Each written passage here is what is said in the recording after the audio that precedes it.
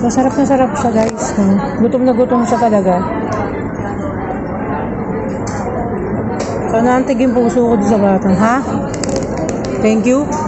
Oh, lagi kang magpapasalamat, ha. Pag meron kahit gaano mang kaliit yung binibigay sa'yo, basta lagi kang magte-thank you. Nagdadasal ka ba? Nagdadasal ka bago ka kumain araw-araw. Ha? Para lalapitan ka lagi ng blessing. Marami magbibigay sa'yo ng pagkain. Ha? Ngayon dapat, huwag mo nga kalimutan, ha? Lagi magdadasal, magpapasalamat sa lahat ng mga binibigay sa'yo. Ha? Kasi yung ibang bata, hindi nagpapasalamat yan, kaya wala silang pagkain. Kaya hindi dumarating sa kanila yung mga blessings ni Lord. Ha? Sige na, kain ka dyan.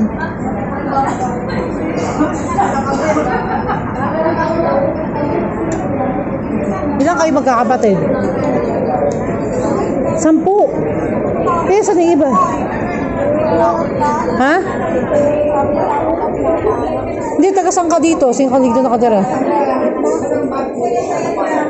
Tambakan? Saan yun? Sa may Floodway? Ha?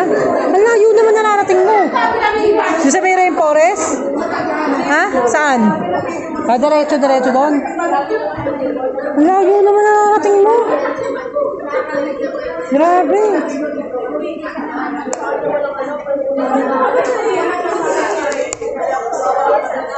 Smile ka naman, smile. Masaya ka? Masaya? Ayun naman kaya ito. So, ganito yung mga kabataan na gusto nating tinutulungan talaga, guys, no? Hindi ko na-expect sa kanya, guys, na magpapasalamat siya sa akin, guys. Kasi karamihan ng mga kabataan ngayon, yung mga street children, guys, pag binigyan mo ng pambili ng pagkain, binigyan mo ng pagkain, hindi sila nakakaalala magpasalamat sa'yo. Pero siya talagang nag-thank you, di ba? Talagang bukod sa kalooban niya yung pagpapasalamat niya. Sana tularan natin yung mga gantong kabataan, guys, na hindi nakakalimot na magpasalamat sa mga konting mga blessings na natatanggap nila. Gantong klase ng mga kabataan dapat yung tularan natin at guys, no, bigyan ng halaga. Diba? Sana maturuan natin yung mga kabataan ngayon, guys. Nawawala na sa mga kabataan ngayon yung paggalang, yung pagpapasalamat sa lahat ng mga konting binigay. Maparami man at mapakunti man yung binibigay.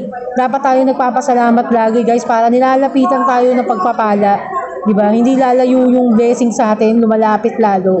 So, nantig yung puso ko dito sa batang to dahil kasi talagang nakaupo siya doon, guys, doon sa hagdanan. Diyan ko siya natagpuan. Hindi ako nagdalawang isip, guys, na lapitan siya. Dahil kasi nga nakakaawa, parang gutom na siya. Wala siyang pabili ng pagkain. So, ito na nga nilapitan ko. Ninorder ko siya ng pagkain dito sa Jollibee, guys. Ay, kami, guys. Simutin mo yan. Diba? Sana yung mga nasa posisyon na mayor, yung mga kagawad dito sa area dito sa Mercedes, sa Pasig. No, sana matulungan naman natin yung mga gantong kabataan, guys, yung mga nagugutom. Sana magkaroon tayo ng feeding program, di ba? May singit natin sa mga oras natin, nabigyan sila ng oras na magpa-feeding tayo. Dahil kasi importante yung pagkain, guys, eh. Kasi kung hindi sila nakakakain ng sapat, hindi sila makakapag-isip ng tama, hindi sila makakagawa ng tama, di ba? Diyan na yung mga kabataan na makukuwang magnakaw dahil sa gutom. Di ba nagagawa na nila yung mga masasamang bagay? Dahil kasi nga, wala silang makapitan, guys. Di ba? Pero tong batang to, alam ko, paglaki nito, may mararating tong batang to dahil kasi tinuruan siya ng magulang niya na magpasalamat sa mga blessing niya. Kaya yun nga, nilibre ko siya, guys, na kumain. So, hindi ko to binibidyo para, di ba, magpa-impress sa tao. Binibidyo ko to yung katulad niya. Para di ba, tularan natin, di ba? Siya, napakahirap ng buhay nila. 10 daw silang magkakapatid na nakatira dito sa Tambakan. Dito sa Market Avenue, sa Pasig. No, dito siya tumatambay para makakain siya. So, yun na nga, pinalad siya at nakita ko siya, guys, na matutulungan ko siya sa wakas, di ba? Yan. So, sarap na sarap siya ngayon sa kinakain niya, di ba?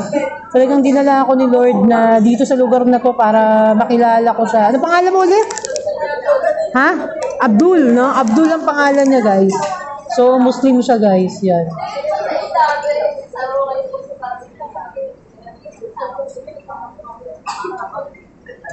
Ano ba gusto mo pagkain? Ha? Ha? Sa kapatid mo? Bibigay? Ikaw?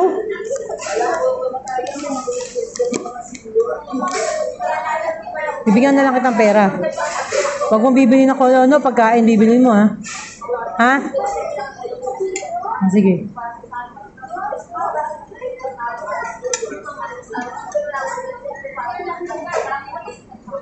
So, sana Mayor Vico, matulungan natin yung mga gantong kabataan dito. Nandito po ako sa Robinson.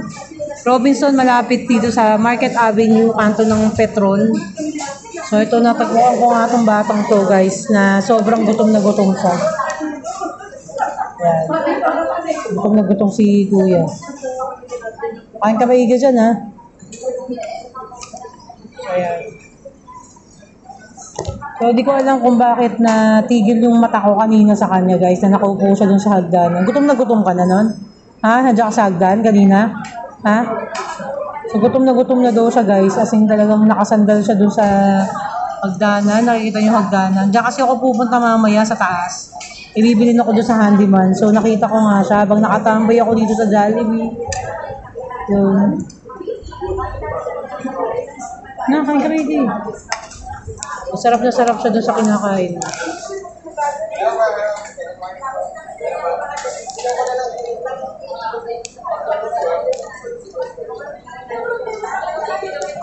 So, bigyan ko lang siya ng konting pera, guys. Dahil yung mga kapatid niya, inaalala rin niya yung mga kapatid niya, guys, eh. Wala siyang pambili ng pagkain sa mga kapatid niya. Samahan mo na lang ako doon, tawid tayo. Ha? Hindi mo kay Tessie Ong? Ha? May lutuan ba kayo sa inyo? Meron kayong lutuan? Ha? Meron? Oo. Sige. Antayin mo lang ako dyan. Ibibili na ako doon sa taas. Ha? Antayin mo ako ha. O, sige.